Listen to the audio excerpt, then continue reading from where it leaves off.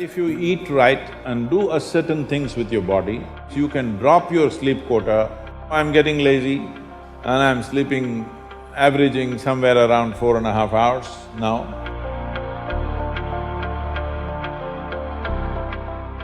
What type of food we should eat so that our life reaches its full potential for a college or a school-going student? So what kind of food? We must understand this.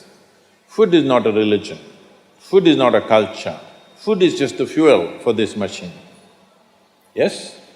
There may be cultural aspects to the tastes, there may be even religious tinge to the food over a period of time, but essentially food is fuel for this body.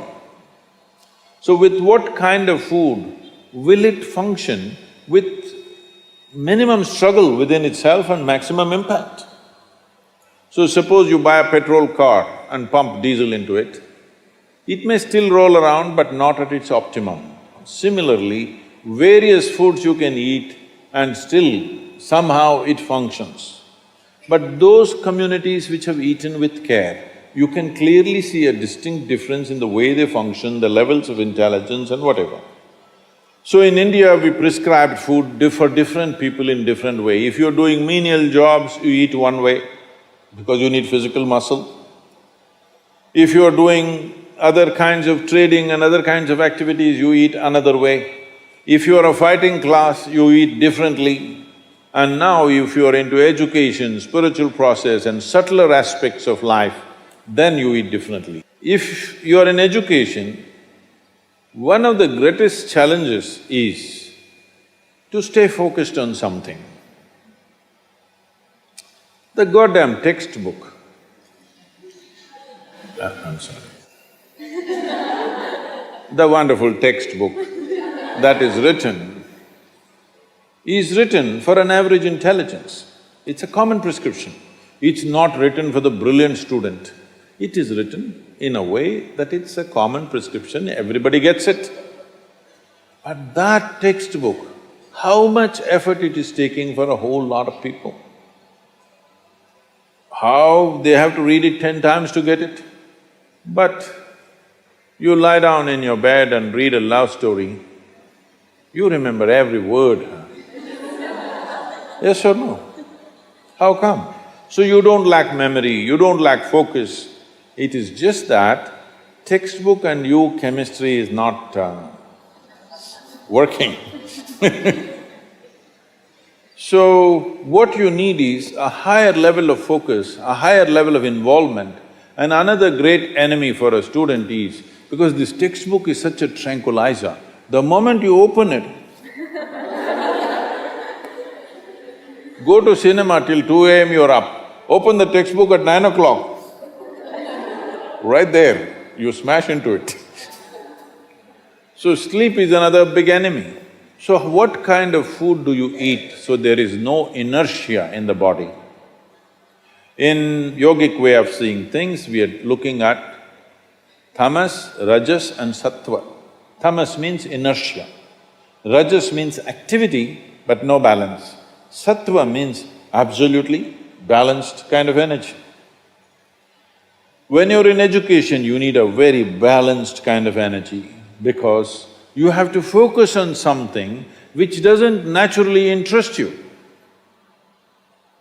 It's not something with which your chemistry is gelling. If your chemistry is gelling, you are always focused on that one, isn't it? Here there's no chemistry, but you have to focus on that. For this you need a balance and a steady mind. For this you need to eat in a certain way. To put it very simply, food goes through your body through the alimentary canal. From your mouth to your anal outlet, there is a pipe. Through this it runs, going through various stages of digestive process. Many of you are biology people, right? So, it goes through the alimentary canal. Now it begins with the lip. Here, if you look at this, all the herbivores and carnivores. If you look at the animal kingdom, there are herbivores and carnivores are two main segments of animals in the world. One eats vegetable matter, another eats meat. If you look at the elementary canal, the way it is built, between herbivores and carnivores, there's a distinct difference. Everything in the human being suggests that you are naturally a herbivore, but for the sake of survival, we became carnivores. If you look at the jaw movement, all the carnivorous animals have only cutting action. Herbivores have cutting and grinding action. There are molars, but carnivores don't have widespread molars, they have just incisors, canines, and everything looks like cutting teeth. So they do only this. All the herbivores do grinding. What do you have?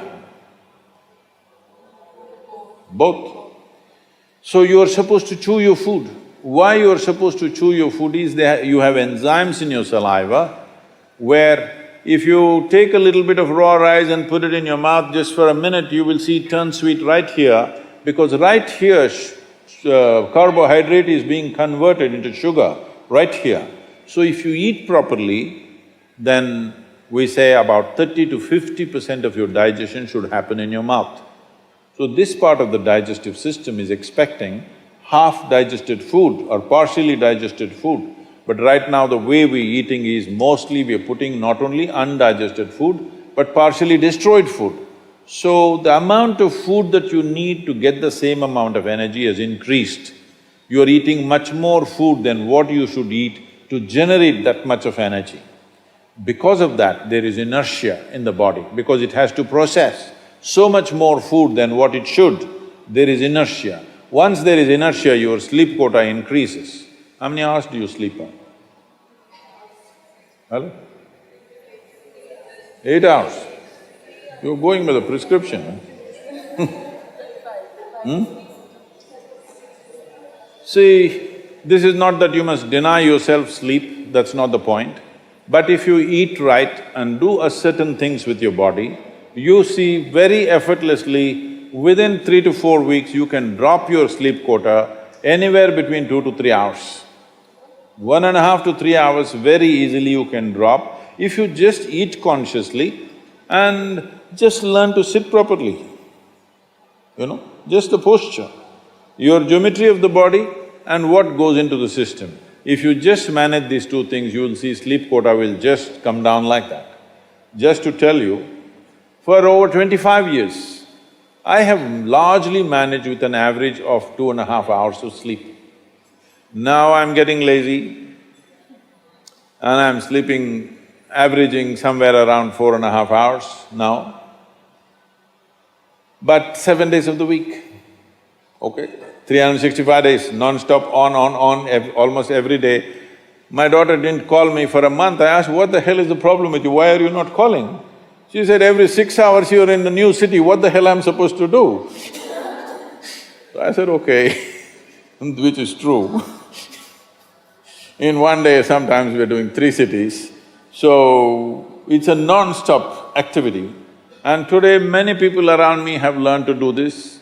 Over 100, 150 people around me are doing this kind of activity, averaging 4 hours sleep and 7 days of the week, they're on, all the time. And they are not irritated, they are not frustrated, they're joyful and they're wonderful. Why this is this? There are many aspects to this, but one important aspect is food, how you eat. Not only what you eat, how you eat is also very important, because food is a live thing. One simple thing all you girls can do is just see various health issues and inertia issue, focus issue, just bring 40 to 50% of the food in its raw form, that means it's alive. It must be a live cell, it can be a vegetable, it can be a fruit, it can be a nut, it can be sprouted gram. At least 40 to 50%, the food that you eat must be alive. You eat dead food and you want to live, this is a little difficult thing to do, because you have to raise the dead now. But if you eat live food, one thing you will see is the state of your mind, your focus and your sleep quotas, and above all, staying awake is not good enough, you have to stay alert, isn't it? How alert you are, how focused you are, only to that extent everything yields to you in this world, isn't it so? What is the level of focus will determine whether the world yields to you or not, isn't it? And one more aspect of life, one more aspect of food is, when you consume something, it must be of a simple genetic code, in the sense, it must be a very simple software. Vegetables, fruits, nuts, sprouts, they're very simple. More complicated means animal food becomes more and more complicated. Suppose you eat an animal which has some amount of emotion and a life of its own. Now the code in that… we were talking about this, your body is just an accumulation of memory, which means a certain software, isn't it? This is the most complex software. Human software is the most complex software on the planet of all the creatures. So if you eat an animal, particularly a mammal, if you eat, it has a similar kind of complexity, maybe not as complex as this, similar level of complexity because it has thought and emotion of its own. Now for you to break that code and integrate it into your system, you are not fully successful. So it will leave traces of certain qualities within you. You cannot break that code and make it a part of yours because it's a different and complex code. If you eat a leaf, a vegetable, a fruit, a nut or a sprout, this is much simpler. If you must eat non-vegetarian food, you must eat that which is furthest away from you. So generally, fish and water life is furthest away from you. So if you must eat non-vegetarian food, the best thing to eat is you're on the coast. Fish is the best thing to eat that way.